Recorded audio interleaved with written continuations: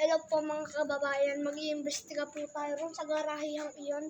Kasi po yung may-ari po ng jeep roon ay nagreklamo po siya.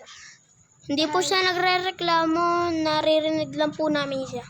May umiyak po na bata. So si Expert Sander po ay ating pakinggang at sundan. Ha? Go. So hi guys. Today doon po tayo. Hindi po today. Tonight. Doon po sa garahihan na yun.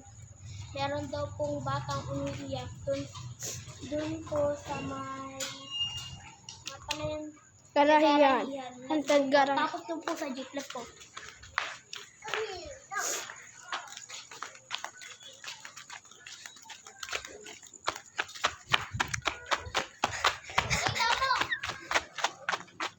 Ayan po yung haunted. Pakita mo yung jeep. Ayan po. Hindi nga lang po. Blurred lang po. Opo, blurred lang po. Si Expert Thunder naman po ang mag-ano. Umiyak daw po doon. Umiyak daw po bata doon po sa may pinakalikodan ng jeep. Kami ka naman, Gina.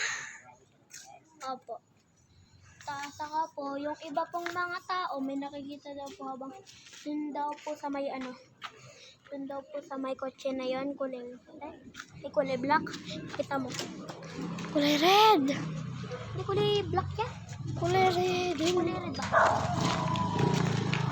So, anong oras na nga po pala, Expert Thunder? Tignan po natin. Anong oras na ba? 8:29. Opo. Opo guys. Saan yan? Hindi ba? Sisay. Opo guys, dun daw. Bukas po, mag-ano po tayo. Bukas. Mag-explore. Bukas na bukas! Bukas po, explore namin to kasi po matatag kami.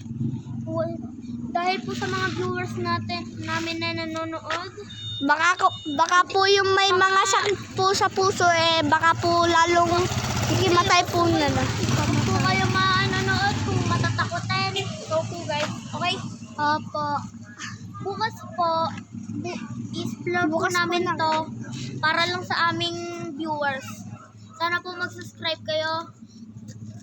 Kasi po, idol po namin si... Mapala yun. Mr. Beast. Hindi si Mr. Beast yung mga may 1,000 lagi. Si Kuya Napala yan, Kuya. Kuya Gavin! Si Sir Gavin. Sir Po. Gavin, yes. Sir Gavin ko po, nanonood po kayo. Idol po kami. Yes. Gusto po namin maging successful din, katulad nyo po. So po guys, bye. Bukas po, magtutor po kami dyan. Magbabalik sa ABC7 News.